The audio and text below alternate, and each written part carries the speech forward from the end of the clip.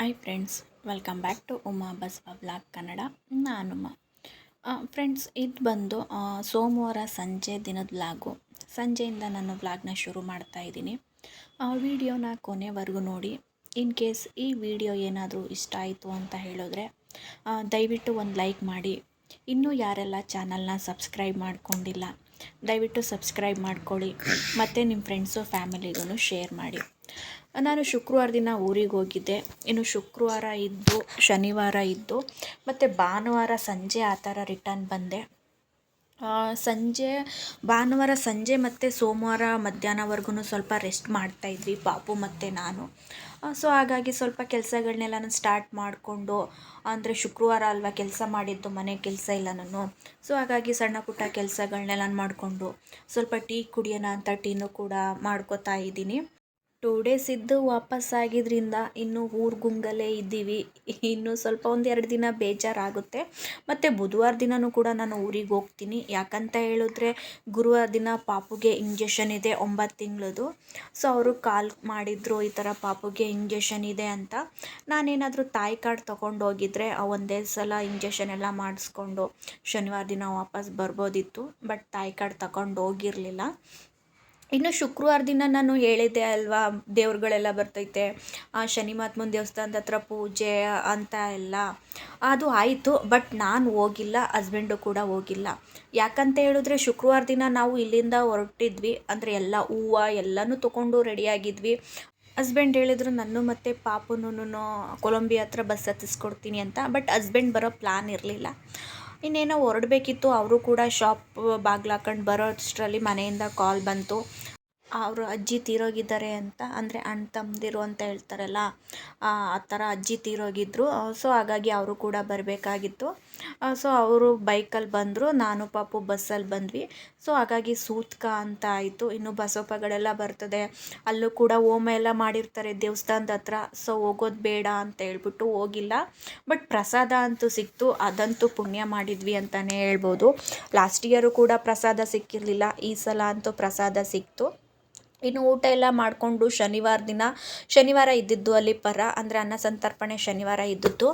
ಇನ್ನು ಶನಿವಾರ ಅಲ್ಲಿ ಊಟ ಮಾಡಿಕೊಂಡು ಹೊರಡೋಣ ಅಂತ ಪ್ಲ್ಯಾನ್ ಮಾಡ್ಕೊಂಡ್ವಿ. ಬಟ್ ಅವರು ಸಂಜೆ ಆಯಿತು, ಬೇಡ ಭಾನುವಾರ ಹೊರಡೋರಂತೆ ಅಂತ ಹೇಳಿದ್ರು ಮನೆಯಿಂದ. ಸೊ ಹಾಗಾಗಿ ಭಾನುವಾರ ಹಸ್ಬೆಂಡು ಬೆಳಿಗ್ಗೆನೇ ಬಂದರು. ಅಂದರೆ 2 ಡೇಸ್ ಆಗಿಬಿಟ್ಟಿತ್ತು ಅಲ್ವಾ ಶಾಪ್ ಕ್ಲೋಸ್ ಮಾಡಿ. ಸೊ ಹಾಗಾಗಿ ಅವರು ಬೆಳಿಗ್ಗೆ ಬೇಗನೆ ಬಂದರು, ಒಂದು 9:30-10 ಗಂಟೆ ಅಷ್ಟರಲ್ಲಿ. ನಾನು ಪಾಪು ಸಂಜೆವರೆಗೂ ಇದ್ದು ಮಧ್ಯಾಹ್ನ 3 ಗಂಟೆ ಆ ಥರ ಹೊರಟ್ವಿ. ಇನ್ನು ಇಲ್ಲಿ ಬರೋಷ್ಟರಲ್ಲಿ ಒಂದು 5 ಗಂಟೆ ಆಯಿತು. ಇನ್ನು ನಾವು ಊರಿಂದ ಬಂದಿದ್ದಕ್ಕೂ ನಮಗೂ ಸ್ವಲ್ಪ ಅಲ್ಲಿ ವೆದರ್ಗೂ ಇಲ್ಲಿ ವೆದರ್ಗೂ ಸ್ವಲ್ಪ ವೇರಿಯೇಷನ್ ಆಗುತ್ತೆ. ಸೊ ಹಂಗಾಗಿ ನಾವು ಒಂದು ಭಾನುವಾರ ಮತ್ತು ಸೋಮವಾರ ಮಧ್ಯಾಹ್ನವರೆಗೂ ರೆಸ್ಟ್ ಮಾಡಿದ್ವಿ. ಇನ್ನು ಮತ್ತೆ ಬುಧವಾರ ದಿನ ಊರಿಗೆ ಹೋಗಬೇಕು ಅಂತ ಹೇಳಿದೆ ಅಲ್ವಾ, ಇನ್ನು ಬರೋದು ಮತ್ತೆ 2-3 ದಿನ ಆಗುತ್ತೆ. ಇನ್ನು ಪಾಪುಗೇನಾದ್ರು ಇಂಜೆಕ್ಷನ್ ಹಾಕಿದ್ರೆ ಜ್ವರ ಏನಾದರೂ ಬರುತ್ತೇನೋ, ಅದಕ್ಕೋಸ್ಕರ ಅದನ್ನೆಲ್ಲ ಮುಗಿಸ್ಕೊಂಡು ಇನ್ನು ಶನಿವಾರ ತಪ್ಪಿದ್ರೆ ಭಾನುವಾರ ಬರಬೇಕು ಅಂತ ಪ್ಲ್ಯಾನ್ ಮಾಡ್ಕೊಂಡಿದ್ದೀನಿ. ಸೊ ಮನೇಲಿ ಸ್ವಲ್ಪ ತರಕಾರಿಗಳಿದ್ವು. ಸಾಮಾನ್ಯವಾಗಿ ನಾನೇನಾದರೂ ಊರಿಗೆ ಹೋಗಬೇಕು ಅಂತ ಹೇಳಿದ್ರೆ ತರಕಾರಿಗಳನ್ನೇನು ಮಿಕ್ಸಲ್ಲ, ಎಲ್ಲನೂ ಸ್ವಲ್ಪ ಖಾಲಿ ಮಾಡಿಬಿಡ್ತೀನಿ. ಇನ್ನು ಬಂದಾಗ, ಅಂದರೆ ಊರಿಂದ ಬಂದಾಗ ಸ್ವಲ್ಪ ಫ್ರೆಶ್ ಆಗಿ ಇರೋ ತರಕಾರಿಗಳನ್ನ ತೊಗೋತೀನಿ. ಸೊ ಹಾಗಾಗಿ ಮನೇಲಿ ಸ್ವಲ್ಪ ಕೋಸು ಎಲ್ಲ ಇತ್ತು. ಸೊ ಕೋಸೆಲ್ಲ ಹಾಕಿ ಸ್ವಲ್ಪ ಉಪ್ಸಾರು ಮಾಡೋಣ ಅಂತ ಎಲ್ಲನೂ ಕೂಡ ಸಣ್ಣದಾಗಿ ಕಟ್ ಮಾಡಿಕೊಂಡು ಅದನ್ನು ಕೂಡ ತೊಳ್ಕೊಂಡು ಸ್ವಲ್ಪ ಬೇಳೆ ಹಾಕಿ ಟೊಮೊಟೊನ ಹಾಕಿ ಎಲ್ಲನೂ ಕೂಡ ಕೂಗಿಸ್ಕೊತಾ ಇದ್ದೀನಿ. ಅಂದರೆ ಕೆಲವರು ಉಪ್ಸಾರು ಮಾಡಲ್ಲ, ಬಸ್ಸಾರು ಥರ ಮಾಡ್ಕೋತಾರೆ. ನನಗೆ ಅದೇನೋ ಗೊತ್ತಿಲ್ಲ, ಸಾಂಬಾರು ಅಂದರೆ ಅಷ್ಟು ಇಷ್ಟ ಆಗಲ್ಲ, ಉಪ್ಸಾರನ್ನೇ ನಾನು ಜಾಸ್ತಿ ಇಷ್ಟಪಡೋದು. ಸೊ ಹಾಗಾಗಿ ಎಲ್ಲನೂ ಕೂಡ ಕಟ್ ಮಾಡಿಕೊಂಡು ಅದಕ್ಕೆ ಬೇಳೆ, ಟೊಮೊಟೊ ಹಣ್ಣು, ನೀರು, ಅದಕ್ಕೆ ಬೇಕಾಗಿರೋ ಉಪ್ಪೆಲ್ಲ ಹಾಕ್ಕೊಂಡು ಒಂದು 2 ವಿಷಲ್ ಕೂಗಿಸ್ಕೊಳ್ಳೋಣ ಅಂತ ಇಟ್ಕೊಂಡಿದ್ದೀನಿ. ಇನ್ನು ಮತ್ತೆ ರೈಸ್ಗೂ ಕೂಡ ಮಾಡಿಬಿಡೋಣ ಅಂತ ಇಟ್ಕೋತಾ ಇದ್ದೀನಿ. ಸಾಮಾನ್ಯವಾಗಿ ಎಲ್ಲರೂ ಯಾವ ಥರ ಮಾಡ್ತಾರೆ ಅದೇ ಥರ ನಾನು ಮಾಡ್ಕೋತಾ ಇರೋದು. ರೈಸ್ಗೂ ಕೂಡ ರೆಡಿ ಮಾಡಿಬಿಡೋಣ ಅಂತ ಅದಕ್ಕೂ ಕೂಡ ರೆಡಿ ಮಾಡಿ ಎತ್ತಿಟ್ಕೋತಾ ಇದ್ದೀನಿ. ಇನ್ನು ಪಾಪುಗೂ ಕೂಡ ಸ್ನಾನ ಮಾಡಿಸಿರಲಿಲ್ಲ ಬೆಳಿಗ್ಗೆ. ಸೊ ಅವನಿಗೂ ಕೂಡ ಸ್ನಾನ ಮಾಡಿಸ್ಬಿಟ್ಟು ನಾನು ಸ್ವಲ್ಪ ಸ್ನಾನ ಮಾಡಿಕೊಂಡು ಅವ್ನು ಮಲ್ಕೊಂಡ. ಸೊ ಹಾಗಾಗಿ ಸ್ವಲ್ಪ ಬೇಗ ಕೆಲಸ ಎಲ್ಲ ಮಾಡ್ಕೊಂಡು ಬಿಡೋಣ ಅಂತ ಮಾಡ್ಕೋತಾ ಇದ್ದೀನಿ.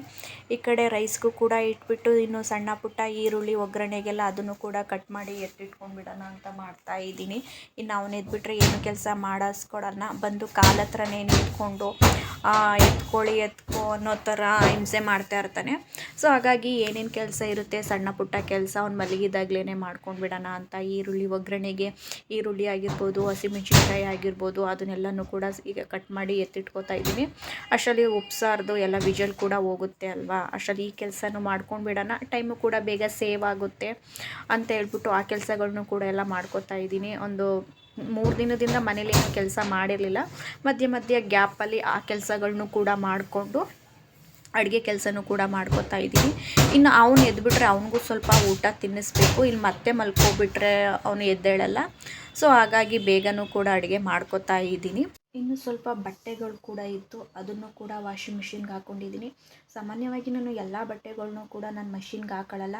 ಕೆಲವೊಂದನ್ನು ನಾನು ಕೈಲೇ ವಾಶ್ ಮಾಡ್ಕೋತೀನಿ, ಕೆಲವೊಂದನ್ನು ಮಾತ್ರ ನಾನು ಮಷಿನ್ಗೆ ಹಾಕ್ತೀನಿ. ಮತ್ತು ಈ ಮನೇಲಿ ಸಪ್ರೇಟಾಗಿ ಅಂತ ವಾಷಿಂಗ್ ಮಿಷಿನ್ಗೇನು ಸ್ಪೇಸ್ ಇಲ್ಲ. ಇಲ್ಲಿ ಸಿಂಕ್ ಹತ್ರ ಇತ್ತಲ್ಲ, ಆ ನಲ್ಲಿಗೆ ಸ್ವಲ್ಪ ಕನೆಕ್ಟ್ ಮಾಡಿದ್ದಾರೆ.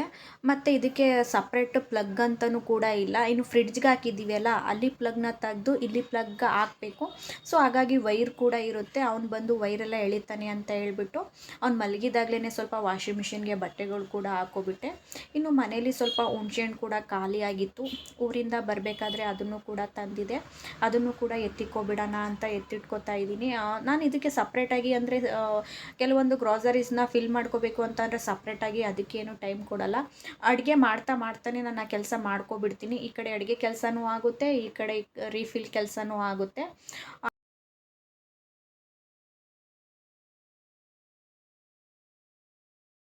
ಇನ್ನು ಈ ಕಡೆ ಕುಕ್ಕರು ವಿಷಲ್ ಕೂಡ ಹೋಗಿ ಕುಕ್ಕರ್ ಕೂಡ ತಣ್ಣಗಾಗಿತ್ತು. ಅದನ್ನು ಕೂಡ ಸೋರಾಕೊಂಡು ಬಿಡೋಣ ಅಂತ ಸೋರಾಕತ್ತಾ ಇದ್ದೀನಿ. ಕಾಳುಗಳು 2 ವಿಷಲ್ಗೇನು ಎಲ್ಲ ಕೂಡ ಬೆಂದೋಗಿತ್ತು. ಕೆಲವರು ಕಡಲೆಬೇಳೆ ಯೂಸ್ ಮಾಡ್ತಾರೆ, ನಾನು ನಾರ್ಮಲ್ ಸಾಂಬಾರು ಬೇಳೆನೇ ಯೂಸ್ ಮಾಡಿದ್ದೀನಿ. ಸೊ ಹಾಕಿ ಟೊಮೊಟೊ ಹಣ್ಣಲ್ಲಿ ಕೂಡ ಎಲ್ಲನೂ ಎತ್ತಿಟ್ಕೊಳ್ತಾ ಇದ್ದೀನಿ. ಉಂಡೆ ಟೊಮೊಟೊನೇ ಹಾಕಿದೆ ಅಲ್ವಾ, ಸ್ವಲ್ಪ ಕಟ್ ಮಾಡಿ ಅದನ್ನು ಎತ್ತಿಟ್ಕೊಬಿಡ್ತಾ ಇದ್ದೀನಿ.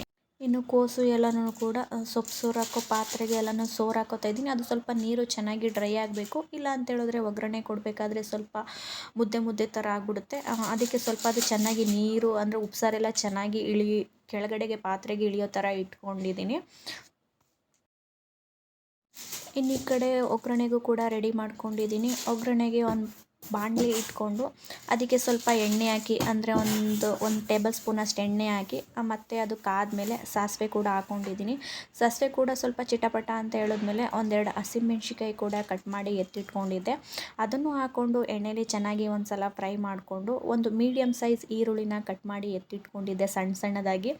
ಅದು ಹಾಕ್ಕೊಂಡು ಅದು ಸ್ವಲ್ಪ ಹಸಿ ವಾಸನೆ ಹೋಗಿ ಟ್ರಾನ್ಸ್ಪರೆಂಟ್ ಆಗೋವರೆಗೂ ಫ್ರೈ ಮಾಡಿಕೊಂಡು, ನಂತರ ಇದಕ್ಕೆ ಸ್ವಲ್ಪ ಕರಿಬೇವಿನ ಸೊಪ್ಪು ಮತ್ತು ಕೊತ್ತಂಬರಿ ಸೊಪ್ಪು ಹಾಕ್ಕೊಂಡು ಚೆನ್ನಾಗಿ ಒಂದು ಸಲ ಫ್ರೈ ಮಾಡಿಕೊಂಡು, ಒಂದು 2 ಟೇಬಲ್ ಸ್ಪೂನಷ್ಟು ನಾನು ತೆಂಗಿನಕಾಯಿನ ಹಾಕ್ಕೊಂಡಿದ್ದೆ, ತೆಂಗಿನಕಾಯಿ ತುರಿನ ಹಾಕ್ಕೊಂಡಿದ್ದೆ. ಅದನ್ನು ಕೂಡ ಎಣ್ಣೆಲಿ ಚೆನ್ನಾಗಿ ಒಂದು ಸಲ ಫ್ರೈ ಮಾಡಿಕೊಂಡು, ಅದು ಸ್ವಲ್ಪ ಹಸಿ ಹೋಗೋ ಥರ ಎಲ್ಲನೂ ಚೆನ್ನಾಗಿ ಫ್ರೈ ಮಾಡಿಕೊಂಡು, ಅದರಲ್ಲಿ ಸ್ವಲ್ಪ ಆ ಮಿಶ್ರಣನ ನಾನು ಉಪ್ಸಾರೊಳಕ್ಕೆ ಹಾಕೋತಾ ಇದ್ದೀನಿ. ಈ ಥರ ಮಾಡೋದ್ರಿಂದ ಉಪ್ಸಾರು ಸಪ್ರೇಟಾಗಿ ಒಗ್ಗರಣೆ ಕೊಡೋ ಅವಶ್ಯಕತೆ ಇರಲ್ಲ, ಚೆನ್ನಾಗಿರುತ್ತೆ. ನಾವು ನಾರ್ಮಲಾಗಿ ಒಗ್ಗರಣೆ ಕೊಟ್ಟಿರೋ ಥರನೇ ಟೇಸ್ಟ್ ಇರುತ್ತೆ. ಇನ್ನು ಮಿಕ್ಕಿದ್ದಕ್ಕೆ ನಾನು ಕೋಸನ್ನ ಹಾಕ್ಕೊಂಡು ಚೆನ್ನಾಗಿ ಒಂದು ಸಲ ಮಿಕ್ಸ್ ಮಾಡ್ಕೊಂಡು ಒಂದು 2 ನಿಮಿಷ ಅದನ್ನು ನಾನು ಹುರ್ಕೋತಾ ಇದ್ದೀನಿ.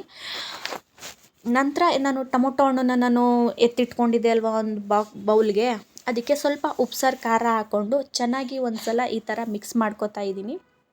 ತುಂಬಾ ರುಚಿಯಾಗಿರುತ್ತೆ ಉಪ್ಸಾರು ಈ ಥರ ಮಾಡೋದ್ರಿಂದ. ಮಿಕ್ಸ್ ಮಾಡ್ಕೊಂಡಿರೋ ಈ ಥರ ಉಪ್ಸಾರು ಖಾರ ಮತ್ತು ಟೊಮೊಟೊ ಹಣ್ಣನ್ನು ನಾವು ಉಪ್ಸಾರು ಸಪ್ರೇಟಾಗಿ ಎತ್ತಿಟ್ಕೊಂಡಿರ್ತೀವಲ್ಲ, ಅದಕ್ಕೆ ಹಾಕ್ಕೊಂಡು ಸ್ವಲ್ಪ ಅದೇ ಉಪ್ಸಾರನ್ನ ತೊಗೊಂಡು ಇದಕ್ಕೊಂದು ಸಲ ಸಪ್ರೇಟಾಗಿ ಏನು ನಾವು ನೀರು ಹಾಕ್ಕೊಳ್ಳೋದು ಬೇಡ, ಅದೇ ಉಪ್ಸಾರನ್ನ ತೊಗೊಂಡು ಒಂದು ಸಲ ಮಿಕ್ಸ್ ಮಾಡಿ ಮತ್ತು ಅಲ್ಲಿಗೆ ಹಾಕ್ಕೊಂಡು ಒಂದು 2 ನಿಮಿಷ ಕುದಿಸ್ಕೊಂಡ್ರೆ ಆ ಎಲ್ಲ ಅಂದರೆ ನಾವು ಒಗ್ಗರಣೆಗೆ ಹಾಕಿರ್ತೀವಲ್ಲ, ಒಗ್ಗರಣೆದು ಎತ್ತಿಟ್ಟಿರ್ತೀವಲ್ಲ ಇದ್ರಿಂದ, ಅದು ಮತ್ತು ಈ ಖಾರ ಮಿಶ್ರಣ ಅನ್ನೋದು ಚೆನ್ನಾಗಿ ಕುದಿಯುತ್ತೆ. ಆಗ ಉಪ್ಸಾರು ಒಳ್ಳೆ ಟೇಸ್ಟ್ ಅನ್ನೋದೇ ಬರುತ್ತೆ. ಈ ಕಡೆ ಒಂದು 2 ನಿಮಿಷ ಇದನ್ನು ಕೂಡ ಫ್ರೈ ಮಾಡ್ಕೊಂಡಿದ್ದೆ. ಇದು ಕೂಡ ಎಲ್ಲೂ ಮುದ್ದೆ ಆಗಿರಲಿಲ್ಲ, ಎಲ್ಲ ಕೂಡ ಉದುರಾಗಿತ್ತು ಕೋಸು. ಸೊ ಇದು ಕೂಡ ರೆಡಿ ಆಯಿತು. ನಂತರ ಇದನ್ನೆಲ್ಲ ಎತ್ತಿಟ್ಬಿಟ್ಟು ಸ್ವಲ್ಪ ಮುದ್ದೆಗೂ ಕೂಡ ಮಾಡ್ಕೊಂಡು ಬಿಡೋಣ ಅಂತ ಮಾಡ್ಕೋತಾ ಇದ್ದೀನಿ. ಸಾಮಾನ್ಯವಾಗಿ ನಾನು ಮುದ್ದೆಗೆ ಸ್ವಲ್ಪ ರೈಸ್ನ ಯೂಸ್ ಮಾಡ್ತೀನಿ. ಮಧ್ಯಾಹ್ನ ಮಾಡಿದ್ದು ಸ್ವಲ್ಪ ರೈಸ್ ಇತ್ತು, ಅದನ್ನೇ ಹಾಕ್ಕೊಂಡು ಮುದ್ದೆ ಮಾಡ್ತಾ ಇದ್ದೀನಿ. ಕೆಲವೊಂದು ಸಲ ಅನ್ನ ಇಲ್ಲ ಅಂತ ಹೇಳಿದಾಗ ಬಿಸಿ ಅನ್ನನೇ ಮಾಡಿರ್ತೀನಿ ಅಲ್ವಾ, ಅದರಲ್ಲೇ ಸ್ವಲ್ಪ ಅನ್ನ ತೊಗೊಂಡು ಹಾಕೋತೀನಿ. ಇನ್ನು ಕೆಲವೊಂದು ಸಲ ರೈಸೇ ಮಾಡಿರಲ್ಲ, ಬರೀ ಮುದ್ದೆ ಮಾಡ್ಕೊಳ್ಳೋ ಟೈಮ್ ಇರುತ್ತಲ್ಲ, ಸಿಚುಯೇಷನ್ ಇರುತ್ತಲ್ಲ, ಅವಾಗೇನು ಮಾಡೋಕ್ಕಾಗಲ್ಲ ಅಂತ ಹೇಳ್ಬಿಟ್ಟು ಬರೀ ಮುದ್ದೆನೇ ಮಾಡ್ಕೋತೀನಿ. ಅಂದರೆ ಅನ್ನ ಅಕ್ಕಿ ಏನೂ ಹಾಕ್ತೇನೆ ಬರೀ ಮುದ್ದೆನೇ ಮಾಡ್ಕೋತೀನಿ. ಇನ್ನು ಉಪ್ಸಾರು ಮಾಡಿರೋದ್ರಿಂದ ಮುದ್ದೆ ಮಾಡಲೇಬೇಕು ನನ್ನ ಹಸ್ಬೆಂಡ್ಗೆ. ಸೊ ಹಾಗಾಗಿ ಮುದ್ದೆನೂ ಕೂಡ ರೆಡಿ ಮಾಡಿ ಎತ್ತಿಟ್ಕೋತಾ ಇದ್ದೀನಿ. ಸಾಮಾನ್ಯವಾಗಿ ದಿನದಲ್ಲಿ ಒಂದು ಟೈಮ್ ಆದರೂ ನಾನು ಮುದ್ದೆ ಮಾಡೇ ಮಾಡ್ತೀನಿ. ಯಾಕಂತ ಹೇಳಿದ್ರೆ ನಾವು ಸ್ವಲ್ಪ ಜೆರಾಕ್ಸ್ ಮಷಿನ್ ಯೂಸ್ ಮಾಡೋದ್ರಿಂದ ಸ್ವಲ್ಪ ತಂಪಾಗಿರೋ ಊಟನೇ ನಾವು ಮಾಡಬೇಕು, ತಂಪಾಗಿರೋ ಆಹಾರನೇ ತಿನ್ನಬೇಕು. ಸೊ ಹಾಗಾಗಿ ಸ್ವಲ್ಪ ಮುದ್ದೆ ನಾನು ಯಾವಾಗಲೂ ಮಾಡ್ತೀನಿ. ಅದರಲ್ಲೂ ಮಡಿಕೇಲಿ ಮಾಡೋ ಮುದ್ದೆ ಅಂತೂ ನನಗೆ ತುಂಬಾ ಇಷ್ಟ. ಮಡಿಕೆ ಇದೆ ಮನೇಲಿ, ಈವನ್ ಮೈಸೂರು ಮನೇಲೂ ಇಲ್ಲೂ ಇದೆ. ಅದನ್ನು ನಾನು ಬಾಣತನಕ್ಕೆ ಅಂತ ಊರಿಗೆ ಹೋಗಿದ್ನಲ್ಲ, ಸೊ ಹಾಗಾಗಿ ಸ್ವಲ್ಪ ಯೂಸ್ ಮಾಡೋದು ಹಸ್ಬೆಂಡ್ಗೆ ಗೊತ್ತಾಗಲ್ಲ ಅಂತ ಹೇಳ್ಬಿಟ್ಟು, ಆಮೇಲೆ ಅವ್ರಿಗೆ ಅಷ್ಟು ಪೇಷೆನ್ಸು ಇರಲ್ಲ ಅಂತ ಹೇಳ್ಬಿಟ್ಟು ಸ್ವಲ್ಪ ಮೂಟೆ ಕಟ್ಟು ಸಜ್ಜದ ಮೇಲೆ ಎತ್ತಿಟ್ಟಿದ್ದೀನಿ. ಅದನ್ನು ಯಾವಾಗಲಾರು ಈ ಮಧ್ಯೆ ಇವಾಗ ಬೇಸಿಗೆ ಶುರುವಾಯಿತು ಅಲ್ವಾ, ಸೊ ಹಾಗಾಗಿ ಸ್ವಲ್ಪ ಮಣ್ಣಿನ ಪಾತ್ರೆಗಳನ್ನೇ ಯೂಸ್ ಮಾಡೋಣ ಅಂತ ಹೇಳ್ಬಿಟ್ಟು ಅದನ್ನು ಮತ್ತೆ ಕೆಳಗಡೆಗೆ ಎತ್ತಿಟ್ಕೋಬೇಕು. ಸೊ ಇದು ಸ್ವಲ್ಪ ಈ ಸಂಡೇ ಅಥವಾ ಊರಿಂದ ಬಂದಮೇಲೆ ಅದನ್ನು ಸ್ವಲ್ಪ ಎಲ್ಲ ಕೆಳಗಡೆ ಇಡಿಸ್ಕೊಂಡು ಸ್ವಲ್ಪ ಎಲ್ಲ ತೊಳೆದು ಬಿಸಿಲಲ್ಲಿ ಒಣಗಿಸ್ಬಿಟ್ಟು ಆಮೇಲೆ ನಾನು ಯೂಸ್ ಮಾಡಬೇಕು. ಅಲ್ಲಿವರೆಗೂ ಸ್ವಲ್ಪ ಈ ಥರ ಪಾತ್ರೆಯಲ್ಲೇ ಯೂಸ್ ಮಾಡ್ಕೋತಾ ಇದ್ದೀನಿ. ಇನ್ನು ನಾರ್ಮಲಾಗಿ ಊರಲ್ಲಿ ಅತ್ತೆ ಅಂತೂ ಮಡಿಕೆಲೇ ಮುದ್ದೆ ಮಾಡೋದು. ಈಗಲೂ ಕೂಡ ಅವರು ಪಾತ್ರೆಯಲ್ಲಿ ಮಾಡಲ್ಲ, ಆ ಮಡಿಕೆಲೇ ಮಾಡೋದು. ನಾವು ಹೋದ್ರಲ್ಲಿ ಮಡಿಕೆಲೇ ನಾವು ಮಾಡಿಸೋದು, ಪಾತ್ರೆಲಂತೂ ನಾವು ಮಾಡಿಸಲ್ಲ ಮುದ್ದೆನ.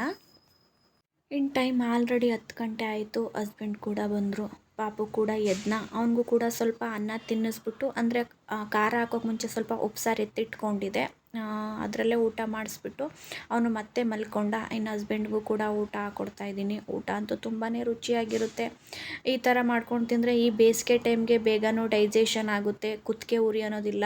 ಇವಾಗ ಸಾಮಾನ್ಯವಾಗಿ ಏನಪ್ಪ ಅಂದರೆ ಮಸಾಲೆ ಜಾಸ್ತಿ ಇರೋ ಊಟಗಳನ್ನ ಮಾಡಿಬಿಟ್ರೆ ನೀರು ಕುಡಿದೇ ಸಾಕಾಗುತ್ತೆ, ಮತ್ತು ಕುತ್ತಿಗೆ ಉರಿ ಅನ್ನೋದು, ಗ್ಯಾಸ್ಟ್ರಿಕ್ ಅನ್ನೋದು ಸ್ಟಾರ್ಟ್ ಆಗಿಬಿಡುತ್ತೆ. ಸೊ ಹಾಗಾಗಿ ಸ್ವಲ್ಪ ಈ ಬೇಸಿಗೆ ಮುಗಿಯೋವರೆಗೂ ಸ್ವಲ್ಪ ಮಸಾಲೆ ಐಟಮ್ಗಳನ್ನ ಕಮ್ಮಿ ಮಾಡಬೇಕು.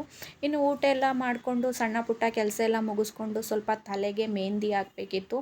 ಅಂದರೆ ನಾನು ಹಾಕಿ ಸುಮಾರು ಒಂದು 7-8 ತಿಂಗಳೇ ಆಗಿಬಿಟ್ಟಿತ್ತು. ಪಾಪುಗೆ ಶೀತ ಆಗುತ್ತೆ ಅಂತ ಹೇಳ್ಬಿಟ್ಟು ನಾನು ಮೆಹಂದಿ ಹಾಕಿರಲಿಲ್ಲ. ಕೂದಲೆಲ್ಲ ಸ್ವಲ್ಪ ಒರಟು ಥರ ಆಗಿಬಿಟ್ಟಿತ್ತು. ನಾನು ಯಾವಾಗಲೂ ನಿಶಾನೇ ಹಾಕೋದು. ಸೊ ಹಾಗಾಗಿ ಶಾಪಲ್ಲೇ ಇತ್ತು, 2 ಪ್ಯಾಕ್ ತೊಗೊಂಡು ಬಂದು ಅದಕ್ಕೆ ನಾನು 1/4 ಲೀಟ್ರ್ ಮೊಸರನ್ನ ಆ್ಯಡ್ ಮಾಡ್ತಾಯಿದ್ದೀನಿ. ಮೊಸರನ್ನ ಆ್ಯಡ್ ಮಾಡೋದ್ರಿಂದ ಕೂದಲಲ್ಲಿ ಡ್ಯಾಂಡ್ರಫ್ ಇದ್ದರೆ, ತಲೆಯಲ್ಲಿ ಡ್ಯಾಂಡ್ರಫ್ ಇದ್ದರೆ ರಿಮೂವ್ ಆಗುತ್ತೆ, ಮತ್ತು ಕೂದಲು ಸ್ವಲ್ಪ ಸ್ಮೂತ್ ಬರುತ್ತೆ ಅಂತ ಹೇಳ್ಬಿಟ್ಟು ಹಿಂದಿನ ದಿನ ನೈಟೇ ನಾನು ಈ ಥರ ಮಿಕ್ಸ್ ಮಾಡಿ ಇಟ್ಬಿಡ್ತೀನಿ. ನೈಟೆಲ್ಲ ಚೆನ್ನಾಗಿ ಮ್ಯಾರಿನೇಟ್ ಆಗಿ ಚೆನ್ನಾಗಿ ಮೆಹಂದಿ ಮತ್ತು ಮೊಸರು ಹೊಂದ್ಕೊಳ್ಳುತ್ತೆ. ಇನ್ನು ಮಾರ್ನಿಂಗ್ ಎದ್ದು ಇದನ್ನು ನೀಟಾಗಿ ಚೆನ್ನಾಗಿ ಅಪ್ಲೈ ಮಾಡಿಕೊಂಡು ಒಂದು 3 ಅವರ್ ಬಿಟ್ಟು ನೀರಲ್ಲಿ ವಾಶ್ ಮಾಡ್ತು ಅಂತ ಹೇಳಿದ್ರೆ ಒಳ್ಳೆ ರಿಸಲ್ಟೇ ಸಿಕ್ಕುತ್ತೆ.